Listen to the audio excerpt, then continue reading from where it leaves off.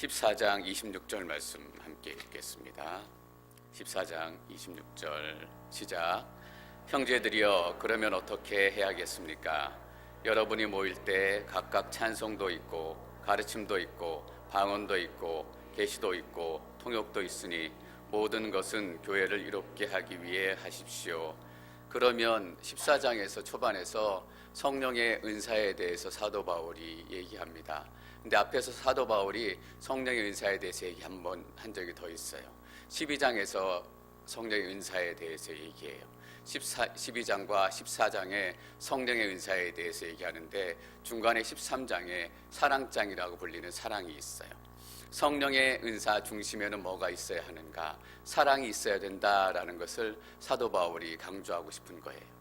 그리고 12장에서도 그렇고 14장에서도 그렇고 특별히 그냥 우리가 개인적으로 사용하는 성령의 은사가 아니라 예배 중에 우리가 함께 나누는 성령의 은사에 대해서 얘기해요. 그래서 예배에 대해서도 얘기하고 싶은 거예요. 그래서 예배의 핵심에는 또한 사랑이 있다라는 것을 강조하고 있습니다. 그래서 오늘 말씀을 여러분들이 묵상하시면서 사랑이라는 단어가 구체적으로 여기 나오진 않았지만 사랑이라는 마음이 이 저번에 깔려 있구나라고 생각하시고 오늘 말씀을 보시면 훨씬 여러분들이 말씀을 잘 이해하게 될 것입니다. 그렇다면 어떻게 해야겠습니까? 성령의 은사를 어떻게 적절하게 사용하느냐에 대해서 사도 바울이 설명했습니다. 그렇다면 어떻게 해야 되겠습니까? 라고 묻습니다. 여러분이 모일 때 각각 찬송도 있고, 모일 때라는 의미는 예배한다라는 것입니다. 예배하기 위해서 우리가 모입니다. 모여서 우리가 함께 해야 되는 것이 예배입니다. 저는 우리 특별히 같이 찬양하며 지금 기도하면서 마음속에 감사가 있었던 것 중에 하나는 저희 교회 어르신들께서 예배의 자리를 떠나지 않고 늘 지켜주셔서 늘 예배의 자리가 풍성해지고 또 예배의 자리가 기본적으로 우리가 세워진다라는 것이 너무나 감사합니다. 그래서 우리 어르신들 또 우리 마태순, 소망순 또 어르신들이 건강 잃지 않으시고 저희가 함께 예배할 수 있었으면 좋겠습니다. 특별히 요즘같이 춥고 또 어두운 때 함께 예배해 주시는 게 너무 힘이 됩니다. 어쨌든 간에 예배하기 위해서는 모여야 합니다. 모일 때 예배할 때 뭐가 있냐 하면 찬송도 있고 가르침도 있고 방언도 있고 계시도 있고 통역도 있다라고 얘기해요. 근데 이 모든 것들이 교회를 이롭게 하기 위해서 해야 된다라는 거예요. 우리가 은혜 받기 위해서 예배 올 때가 너무나 많아요. 우리가 은혜 받는 것도 필요하지만 예배의 핵심에는 뭐가 있느냐? 사도 바울은 이렇게 단언적으로 얘기하는 것이에요. 교회를 이롭게 하기 위해서, 다른 말로 하면 교회를 세우기 위해서 있어야 된다라는 거예요. 우리가 함께 찬양해요. 찬양함을 통해서 교회가 세워지고 교회가 이루어져야 된다라는 거예요. 세상의 노래는 자기 실력을 과시하는 게 목적이에요. 그래서 얼마큼 높이 올라가냐, 얼마나 음폭이 깊냐, 이런 것들이 그 사람을 평가하는 기준이에요. 근데 교회의 찬양은 물론 잘 불러야 하겠지만 교회의 찬양의 기준은 얼마나 교회를 세우고 얼마나 교회를 이롭게 하느냐에 있어요. 그래서 때로는 노래하지 못하고 찬양을 높이 올라가지 못하지만 우리가 함께 찬양하고 섬길 수 있는 그 은혜가 주어진다라고 믿습니다. 찬송도 있고 가르침도 있고 방언도 있고 또 예배를 섬기는 여러 가지 기능들이 있잖아요. 악기로 섬기기도 해요. 피아노를 치는데 우리 선빈장이 피아노 너무 잘 쳐주시는데 세상의 피아노는 화려하게 치고 멋있게 치는 게 목적이에요. 그런데 우리 교회의 반주, 교회의 피아노는 잘 하나님을 찬양할 수 있도록 돕는 역할을 해요. 그래서 악기들이 절대로 하나님을 찬양하는 것보다 더 드러난다면 그것은 찬양이라고 볼 수 없다라는 거예요. 그래서 얼마큼 잘 찬양해야 되고 얼마큼 잘 연주해야 되느냐, 그 기준에서 벌써 세상의 음악과 세상의 예술과는 다른 기준점을 갖는다라는 거예요. 아무리 멋있게 연주하고 노래할지라도 공동체를 세우지 못하고 교회를 세우지 못한다면 그것은 사도 바울이 얘기하는 예배의 목적에 부합하지 않는다라는 거예요. 가르침도 있어요. 어떤 분들은 찬양하는 게 좋아가지고 찬양만 계속하기를 원해요. 어떤 분들은 말씀이 좋아서 말씀만 계속 듣기를 원해요. 근데 이런 것들이 다 있어야 된다라는 거예요. 방언도 있고 계시도 있고 통역도 있으니 모든 것은 교회를 이롭게 하기 위해 하십시오. 그리고 본격적으로 방언에 대해서 얘기합니다. 27절, 28절 말씀 읽겠습니다. 27절과 28절 시작.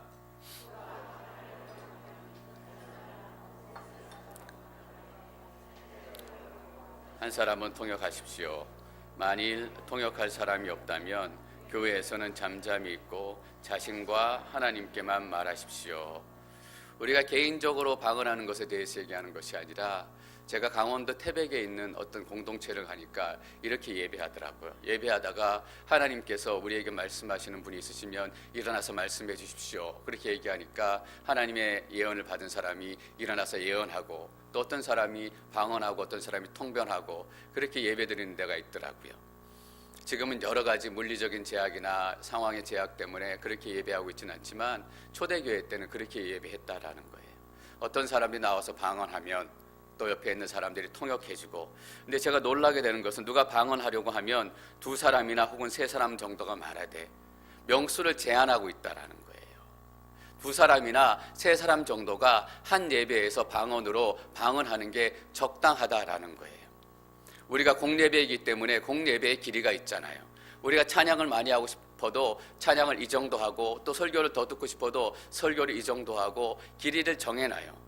왜냐하면 그 길이를 정해놓지 않고 마음대로 예배드리면 다 불편해요. 우리가 순예배 드릴 때 그런 경우가 종종 있어요. 은혜 순예배 드리고 나누는 게 너무나 좋기 때문에 8시에 모여서 12시까지 때로는 밤을 새기도 하고 그렇게 많이 예배를 드릴 때가 있어요. 예전에 저도 순예배 순장할 때 그렇게 예배를 드렸는데 너무 은혜롭게 좋았어요. 근데 너무 늦게까지 하기 때문에 부담스러워서 순예배에 오지 못하는 사람이 있더라고요. 그래서 제가 그때 순장하면서 깨달은 게 있어요. 이것도 적절한 규모와 제한이 필요하다라는 것을 깨닫게 됐어요. 또 기도하는 것이 좋지만 기도만 할 수도 없는 거잖아요. 어떤 분들은 기도가 서툴기 때문에 적당히 기도하고 또 그분이 잘 참여할 수 있는 그런 순서들로 넘어가지 않으면 그 예배가 조화롭게 세워질 수 없다라는 것을 얘기해요. 두 사람이나 세 사람, 예배의 질서가 있고 예배의 규모가 있고 예배에 하나님이 정하신 그런 패턴들이 있다라는 거예요. 은혜가 되니까 계속하는 것이 예배가 아니고, 내가 은혜가 되지만 다른 사람들도 은혜 받기 위해서 나의 은혜를 때때로 제한하는 것. 그래서 지난번에 말씀드릴 때 절제가 필요하다라고 말씀을 드렸습니다. 이것이 없으면 예배를 내 마음대로 드리게 돼요. 예배 와서 내 은혜가 중요하니까 앉는 자리가 중요하고, 어떤 분들은 내가 예배 드리는 패턴이 중요하니까 나는 말씀이 예배라고 생각한다, 나는 찬양이 예배라고 생각한다, 그런 분들이 계시더라고요. 그런 분들은 찬양할 때 찬양 안 하세요. 말씀만 보세요. 왜냐하면 말씀이 예배라고 생각하기 때문에 내 기준이 중요한 거예요. 그리고 특별히 청년들이나 유스들은 찬양이 예배라고 생각해요. 그러니까 말씀을 전할 때는 말씀 듣지 않고 졸아요. 그런데 교회의 덕을 세우고 다른 사람들을 유익하게 하는 것이 예배의 본질이다라고 얘기하는 거예요. 어떤 분들은 함께 기도하자 그러면 기도하지 않고 눈을 이렇게 멀뚱멀뚱 뜨고 계시는 분들이 계세요. 어떤 분들이 기도하나 기도하지 않나 본인이 살펴보시려고 하시는 것 같아요. 걱정하지 마세요. 그런 분들은 다 하나님께서 보실 테니까 교회를 이롭게 하고 덕을 세우는 거예요. 내가 잘 기도하지 못하지만 공동체에서 함께 기도하는 시간이면 함께 기도하고 또 함께 하나님을 예배하고 그런 모습들이 내 안에 세워지는 거예요. 그래서 내가 기도하지 못해서 불편하지만 그렇게 조금씩 순정해 나가고 교회의 덕을 세워나가면 어느 순간인가 나도 기도하는 사람이 되어가고, 어느 순간인가 나도 찬양하는 사람이 되어가고, 어느 순간인가 나는 졸지 않는 사람이 되어가는 거예요. 계속 그 고집을 꺾지 못하면, 저는 혹시 여러분 가운데 그 고집이 있다면 그 고집들이 다 무너지시기를 축원합니다. 찬양에서 예배받고, 함께 기도하는데 예배받고, 함께 말씀 나누는데 예배받고, 규모가 있어요. 그리고 차례대로 말해야 된다라는 거예요. 여러분, 방언이든 예언이든 말은 알아들어야 되는 거잖아요. 제가 새벽 예배 때 잠깐 말씀드렸던 것 같은데, 어떤 집에 가니까 서로 말하는 것들을 좋아해가지고 한번 얘기하기 시작하면 서로 그 가족이 얘기를 안 듣고 자기 얘기만 계속한대요. 그러니까 서로 무슨 얘기하는지 모르잖아요. 얘기가 무슨 얘기인지 알려면 한 사람씩 차근차근 얘기해야 그 얘기가 무슨 얘기인지 알게 되잖아요. 그 얘기하는 거예요. 방언으로 회중에게 얘기하고 싶다면 한 사람 한 사람씩 일어나서 얘기하라라고 얘기해요. 그리고 한 사람은 통역을 하십시오. 통역을 하래요. 여러분, 얘기하는데 무슨 말을 알아듣기 위해서는 통역을 하잖아요. 저도 늘 통변의 은사, 방언을 통역했으면 좋겠다라고 통변의 은사를 10년째 구하고 있는데 하나님께서 언젠가 주실 줄 믿어요. 왜냐하면 성도님들이 방언으로 기도할 때 저 방언의 의미가 무엇인지 성도님에게 내가 풀이해 줄 수 있다면, 함께 은혜를 나눌 수 있다면 얼마나 좋겠어요. 근데 그것이 내가 통변의 은사가 있다, 내가 방언을 해석한다, 이런 자랑거리가 되면 안 되잖아요. 공동체를 세우고 덕을 세워서 내 마음으로 기도할 때도 있지만 영으로 기도할 때 그 의미가 어떤 의미인지 우리 공동체 함께 나눌 수 있다면 얼마나 큰 은혜가 되겠어요. 근데 초대교회 때는 그랬다라는 거예요. 한 사람이 나와서 방언으로 기도하면 한 사람이 옆에 있다가 그 방언 기도를 통변해 주었다라는 거예요. 저는 언젠가는 우리 앵커리지 온누리 교회에도 이런 놀라운 영적인 은사들이 나타나게 될 줄 믿습니다. 그래서 그런 예배를 한번 드려보고 싶은 소망이 있어요. 사람이 잘 짜여놓은 예배가 아니라 하나님께 자유롭게 운행하시는 예배 가운데도 질서가 있고 하나님의 말씀이 드러나고, 근데 만일 통역하는 사람이 없다면 나와서 방언으로 기도하지 말라라는 거예요. 여러분, 혹시 이것을 잘못 오해하면 우리가 기도 중에 같이 기도할 때 방언으로 막 기도하는 거, 그것을 기도하지 말라라는 의미로 착각할 수 있어요. 그런 것이 아니라 한 사람이 일어나서 회중에게 방언으로 기도하는 그 기도, 방언으로 예언하는 그 예언을 하지 말라라는 거예요. 이렇게 얘기하잖아요. 통역하는 사람이 없다면 교회에서는 잠잠히 있고 자신과 하나님께만 말하십시오. 자신과 하나님께만 말하는 게 뭐예요? 기도예요. 그래서 방언으로 하나님 앞에서 기도하라라는 얘기예요. 하나님 앞에 방언으로 기도하다 보면 때로는 그 방언의 뜻도 알게 해주시고 마음도 알게 해주세요. 그러나 그 통변하는 사람이 없을 때는 다른 사람들에게 그것을 얘기하지 말고 하나님 앞에서 이렇게 통변으로 기도하라라고 얘기하는 거예요. 사도 바울이 14장에 보면 초반에 보면 이렇게 얘기합니다. 나는 여러분보다 더 방언으로 말하는 것에 대해서 하나님께 감사를 드립니다. 사도 바울도 방언으로 많이 기도했던 사람인 것 같아요. 저는 여러분들이 마음으로도 기도하지만 영으로도 기도하기를 축원합니다. 그래서 사도 바울은 여러분들이 다 방언할 수 있기를 바랍니다 라고 얘기했어요. 다 방언의 은사를 받으시기를 축원합니다. 여러분들께서 기도하시고 은사를 구하시면 하나님께서 주실 것이라고 믿습니다. 29절 말씀 계속 읽습니다. 29절 시작.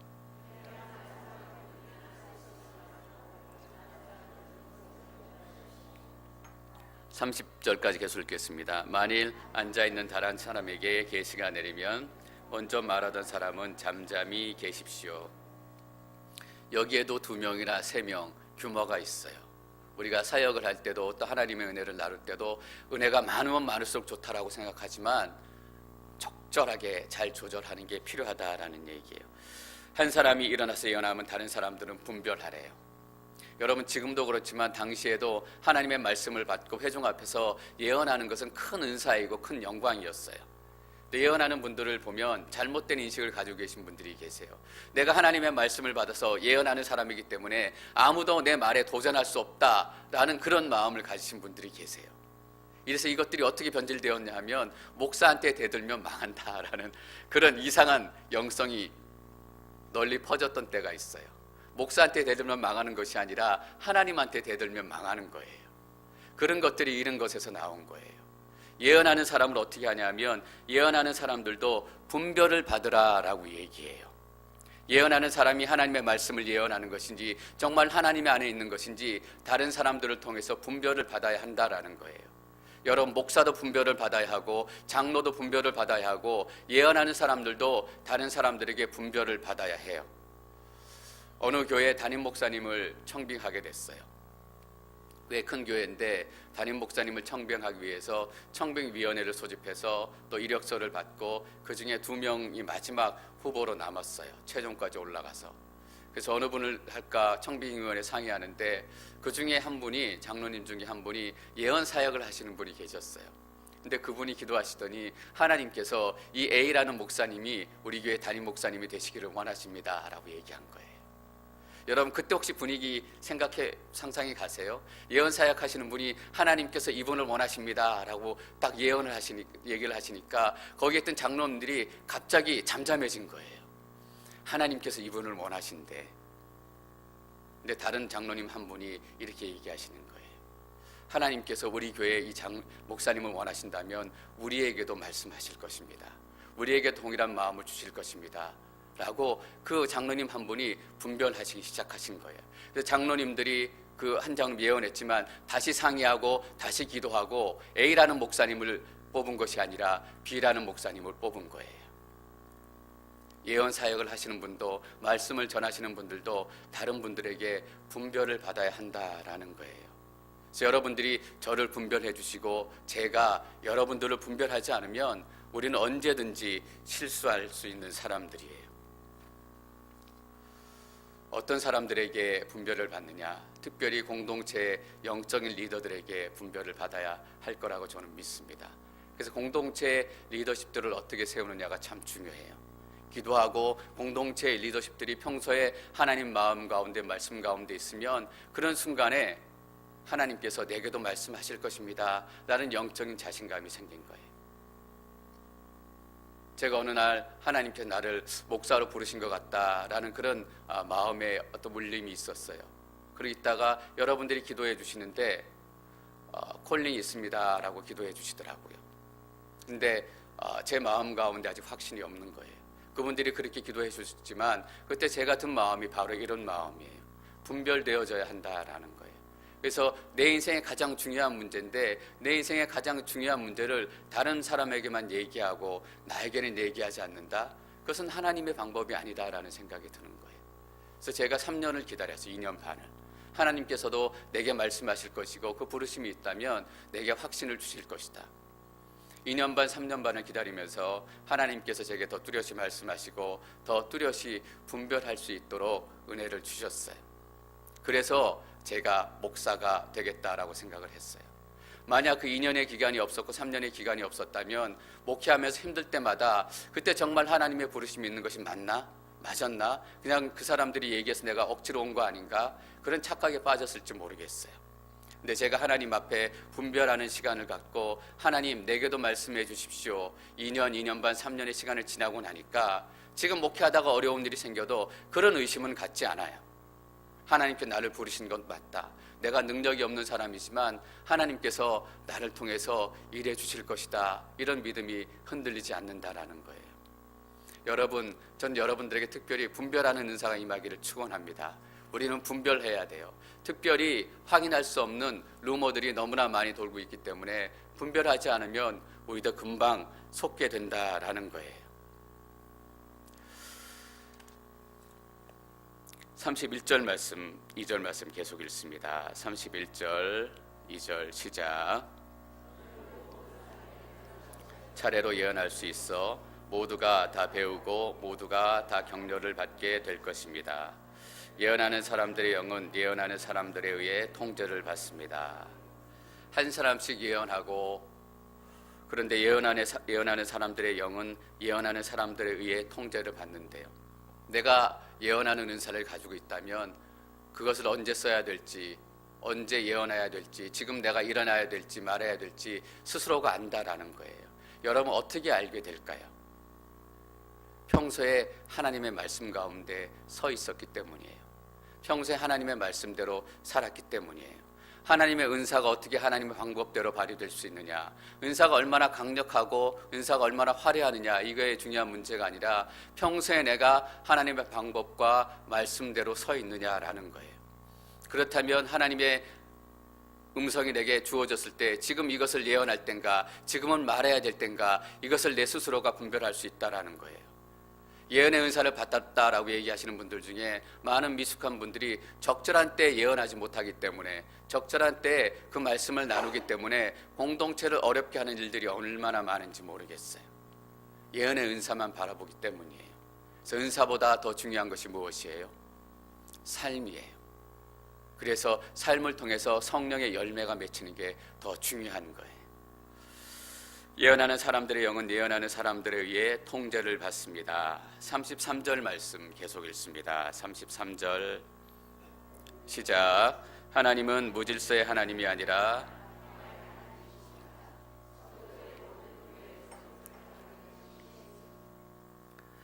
무질서의 하나님이 아니라 평화의 하나님이십니다. 여러분 표현이 이렇게 되어 있어요. 무질서의 하나님이 아니라 질서의 하나님이십니다. 이렇게 표현되어 있지 않고 무질서의 하나님이 아니라 평화의 하나님이다 라고 표현되어 있어요. 왜 그렇게 표현했을까요? 하나님의 질서대로 움직이면 평화가 오기 때문이에요. 왜 우리 가정이 깨지느냐? 하나님의 질서대로 움직이지 않기 때문이에요. 왜 예배드리기가 그렇게 어렵느냐? 하나님의 질서대로 움직이지 않기 때문이에요. 하나님의 질서는 뭐냐면 예배 중심으로 사는 거예요. 그래서 제가 예배 빠지는 분들에게 예배 빠지지 마십시오, 예배 빠지시면 안 됩니다, 그렇게 전화드리고 권면하는 이유가 그거예요. 하나님의 질서는 예배를 중심으로 세워져야 하고 예배를 향해서 나아가야 되기 때문이에요. 어떤 분들은 바빠서 나오고, 어떤 분들은 일이 없어서 못 나오고, 어떤 분들은 너무나 건강해서 다니시느라고 못 나오고, 어떤 분들은 몸이 약해서 힘들어서 못 나오고, 너무나 다양한 이유들이 많은 거예요. 그러나 어떤 상황 가운데 있든 하나님의 질서대로 우리가 예배하고 하나님을 섬기기 시작하면 저는 그 가정 가운데 반드시 하나님의 평화가 회복될 줄 믿습니다. 그 공동체 가운데 하나님의 평화가 반드시 회복된다라는 거예요. 내 마음이 두렵고 내 마음이 막 움직인다, 이럴 때 우리 스스로에게 질문 던져볼 필요가 있어요. 내가 하나님의 질서대로 살고 있느냐? 내 안에 하나님의 질서가 임하고 있느냐? 하나님은 무질서의 하나님이 아니라 하나님의 질서의 하나님이세요. 질서가 임하면 공동체에 평화가 임하기 시작해요. 34절, 35절 말씀 읽습니다. 34절과 35절 시작. 여자들은 교회에서 잠잠히 계십시오. 여자들에게는 말하는 것이 허락되어 있지 않으니 율법에서도 말하는 것과 같이 여자들은 복종하십시오. 만일 무엇을 알기를 원한다면 집에서 남편에게 물어보십시오. 여자가 교회에서 말하는 것은 부끄러운 일이기 때문입니다. 논쟁이 많은 구절입니다. 그래서 제가 깊이는 다루지 않겠지만 사도 바울이 교회에서 여자들이 말하는 것이 허락되어 있지 않대요. 이 구절 때문에 어떤 보수적인 교단에서는 여자들에게 목사 안수 주는 것을 반대하기도 하고, 여자들이 교회에서 가르치는 것을 반대하기도 해요. 어떤 것이 맞는지 정확히 지금 결론을 내리기는 어려워요. 그런데 사도 바울이 12장에서 여자들이 교회 안에서 예언해도 좋다라고 분명히 얘기했어요. 예언해도 좋다, 예언을 막는 것이 아니라 그들이 예언할 때 모습에 대해서 얘기한 거예요. 여자답게 머리에 뭐를 쓰고 사람들이 받아들일 수 있는 모습을 가지고 옷을 입고 교회에서 예언하라라고 얘기했어요. 사도 바울이 교회에서 가르치는 것을 금하고 교회에서 목사 되는 것을 금하고 이런 것을 대해서 얘기했다라고 생각하지는 않아요. 여자들은 교회에서 잠잠하십시오, 잠잠히 계십시오. 제가 느끼는 게 뭐냐면 여자분들이 교회에서 많이 떠들기는 떠들어요. 그 얘기를 하는 것 같아요. 특별히 왜 여자들에 대해서 얘기하냐면 고린도 교회가 은사가 많았던 교회예요. 여러분, 은사는 지금도 그렇지만 남자보다 여자분들에게 더 임해요.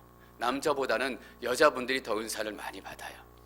그랬던 것 같아. 여자들이 은사가 많고 여자들에게 은사가 더 많이 나타나니까 여자들이 더 말을 많이 하게 되고 여자들이 여러 가지 그러다 보니까 문제를 많이 일으켰던 것 같아요. 여자들은 교회에서 잠잠히 계십시오. 예배 중이에요. 예배 중에 하나님의 말씀을 듣고 하나님께서 우리에게 하시는 말씀을 들어야 되는데 궁금한 거예요. 그러니까 자꾸 이렇게 물어요. 옆에 있는 남편을 치고 저거 뭐래? 그 전에 제 아내하고 옆에서 앉아서 예배 드리면 얼마나 옆구리 찌르는지 모르겠어요. 저거 뭐래? 교회에서 예배 드리다가 궁금한 걸 다 알아내려고 해요. 저 사람 왜 지금 왔대? 왜 저 사람 왜 혼자 왔대? 옆 남편이 근처에 있으면 그래도 괜찮아요. 저 멀리 앉아있는데 남편을 보는 게 여보 예배가 되겠어요? 예배가 안 된다라는 거예요. 그러니까 여자들은 교회에서 잠잠하십시오. 예배 중에서 교회에서 떠들지 말고 하나님께 집중하십시오. 여자들에게 말하는 것은 허락되어 있지 않으니, 그 당시의 문화가 그 공공장소 여자들이 말하는 것이 허락되어 있지 않았다라고 해요. 만일 무엇을 알기를 원한다면 집에 가서 남편에게 물어보십시오. 예배 중에는 하나님께만 집중하고 궁금증이 있다면 그 궁금증은 남편에게 또 개인적으로 물어보라라는 거예요. 지금은 하나님의 말씀을 듣는 것이에요. 여자들이 또 은사를 받은 사람들이 나와서 예언하면서 방언하면서 기도하잖아요. 그것에 대해서 중간에 인터셉트 해가지고 끼어들지 말라라는 거예요. 여자가 교회에서 말하는 것은 부끄러운 일이기 때문입니다. 여자뿐만 아니라 예배를 방해하는 것은 부끄러운 일이에요. 하나님의 영광만이 들어야 될 그곳에 여자뿐만 아니라 어떤 것으로도 예배가 멈추어지고 스탑이 되어진다면 그것은 가장 부끄럽고 치욕스러운 일이에요. 어떤 사람들에 의해서 예배가 방해되어지고 어떤 사람들에 의해서 예배가 갈라지고 그런 소문들 많이 듣잖아요. 같은 크리스찬이지만 너무나 부끄럽고 너무나 수치스러운 일이에요. 사도 바울이 그 얘기를 하고 있다라고 저는 생각이 돼요. 여자들은 교회에서 잠잠하십시오. 예배 중에 하나님께만 집중하십시오. 36절 말씀 보면 이 얘기를 좀 미루할 수 있어요. 36절 말씀 함께 읽습니다. 36절 시작. 또 여러분에게만 임했습니까? 특히 여자들이 은사를 많이 받았다 보니까 다른 사람이 은사를 얘기하고 예언하는데 그 여자들이 벌떡벌떡 일어나가지고 하나님이 주신 말씀입니다 라고 얘기하기 시작하는 거예요. 그러니까 예배가 잘 드려지지 않잖아요. 하나님의 말씀이 여러분에게 나왔습니까? 또 여러분에게만 임했습니까? 다른 사람에게도 임했고 다른 사람도 성령의 은사가 있고, 그러나 다른 사람들은 하나님의 영에 의해서 통제를 받고 질서를 유지합니다. 왜 당신만 하나님의 말씀이 임한 것처럼 벌떡 일어나서 예배를 방해하고 교회를 어렵게 만듭니까? 여러분, 예배가 방해되어지니까 어때요? 교인들의 삶이 제대로 살아갈 수 없는 거예요. 우리의 삶이 무너지면 예배를 드릴 수 없지만 예배가 무너지면 우리의 삶도 무너져요. 그래서 우리의 삶의 포커스는 어떻게 하면 우리가 하나님께 잘 예배드릴 수 있을까, 은혜롭게 예배드릴 수 있을까, 이것에 맞추어져야 된다라는 거예요. 마태복음에 보면 형제들에게 죄 지은 것이 있고 형제들에게 사과할 것이 있으면 예배드리러 가다가 돌아와서 먼저 사과하라고 얘기해요. 왜냐하면 예배드리는데 방해가 되기 때문이에요. 37절 말씀, 8절 말씀 계속 읽습니다. 37절 시작. 누구든지 자신을 예언자나 신령한 사람으로 생각한다면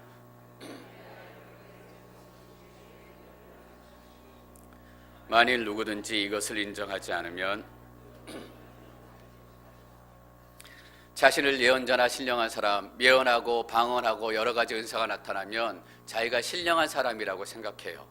그런 착각에 대부분 빠지게 돼요. 요즘에는 그 훈련 프로그램이 좀 뜸하긴 한데 몇 년 전만 해도 뜨레스 디아스라는 훈련 프로그램 3박 4일 들어가 집중적으로 영성 훈련 받는 프로그램들을 교회들마다 많이 하기도 하고 성도님들이 많이 참석하기도 했어요. 근데 뜨레스 디아스 처음에 20년 전쯤에 시작됐을 때 교회들에게 많은 어려움을 끼쳤어요. 그래서 그때 교회들에게서 성도들에게 뭐라고 얘기했냐면 뜨레스 디아스 가지 말라라고 얘기했어요. 왜냐하면 뜨레스 디아스에 3박 4일 동안 집중적인 하나님의 은혜를 누리고 오고 또 때로는 하나님의 놀라운 은사와 놀라운 역사들을 경험하게 되고 이렇게 내려오면 내가 신령한 경험을 했기 때문에 신령한 사람, 특별한 사람이 됐다라고 생각을 해요. 내가 신령한 사람, 뜨거운 은혜를 가지고 뜨거운 은사를 가지고 교회에 돌아왔는데 교회에서 찬양하고 예배드리니까 어때요? 밍숭밍숭한 거예요.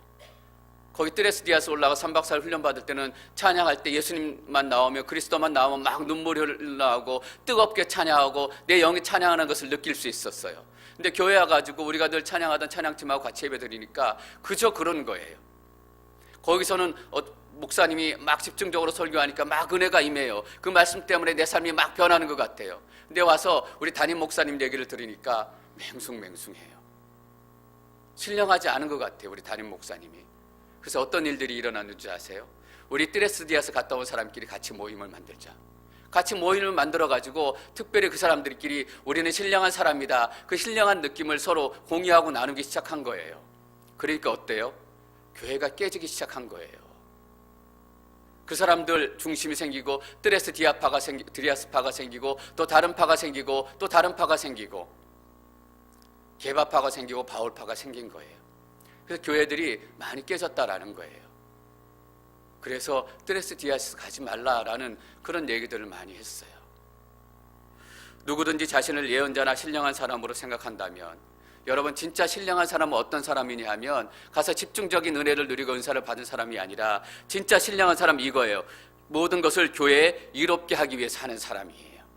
내게 주신 은사도, 내게 주신 사역도, 내게 주신 물질도, 내게 주신 건강도 교회를 세우기 위해서, 예배를 세우기 위해서 사용하는 사람이 진짜 신령한 사람이에요. 그래서 그런 집중적인 은혜를 경험하지 않은 사람일지라도 교회를 세우기 위해서 눈물 흘리고 작은 곳에서 기도하고 섬기는 사람이라면 이렇게 얘기하잖아요. 만일 누구든지 자신을 예언자나 신령한 사람으로 생각한다면 그는 내가 여러분에게 쓰는 것이 주의 명령임을 아십시오. 주의 명령이 이것이에요. 계시도 있고 통역도 있으니 모든 것은 교회를 이롭게 하기 위해 하십시오. 만일 누구든지 이것을 인정하지 않으면 그도 인정을 받지 못할 것입니다. 여기서 우리는 다시 13장으로 돌아가게 되는 거예요. 교회를 이롭게 한다라는 것이 쉽게 말하면 어떤 말이냐 하면 다른 사람들을 생각하고 배려한다라는 거예요. 여러분, 우리가 사랑하고 여러 가지 철학적으로 풀기도 하고 멋있는 말로 풀어내기도 하지만 사랑이라는 의미가 그거잖아요. 다른 사람들을 생각하고 다른 사람들을 배려한다라는 거예요. 그래서 내가 저 자리에 앉아서 예배하고 싶지만 다른 연약한 사람들이 저 자리에 앉아서 예배하면 더 좋겠다라고 생각하고 저 자리를 양보하고, 때로는 내가 예배드리고 은혜 받고 싶지만 내가 섬기는 시간 동안에 그 사람이 은혜 받을 수 있다면 내가 그 시간을 잠깐 포기하고, 저는 그것이 사랑의 본질이라고 믿습니다. 내가 온몸을 다하고 온 생명을 다하고 가진 것을 다해서 그 사람을 섬기는 것, 우리가 사랑을 그렇게만 생각하기 때문에 사랑하기가 너무나 어려운 거예요. 오늘 한번 양보하고, 오늘 한번 더 크게 찬양하고, 오늘 한번 더 크게 간절하게 기도하고.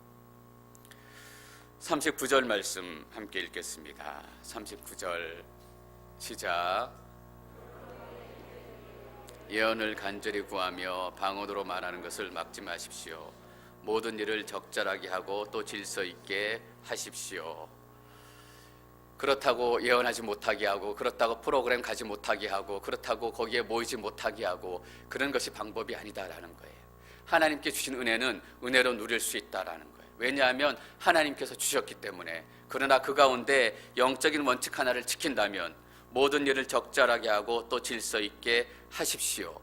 덕을 세우기 위해서 하고 또 교회를 위해서 하십시오. 다시 말하면 공동체를 먼저 사랑하는 마음을 가지십시오라는 의미입니다. 그래서 교회는 사랑의 공동체가 되어야 한다라고 저는 믿습니다. 사도 바울이 다시 한번 사랑에 대해서 얘기하고 싶은 거예요. 전 여러분들이 각양 은사로 충만하시기를 축원합니다. 그러나 그 은사가 우리의 능력 때문이 아니라 하나님의 주신 은혜와 사랑 때문에 불일 듯 일어날 줄 믿습니다.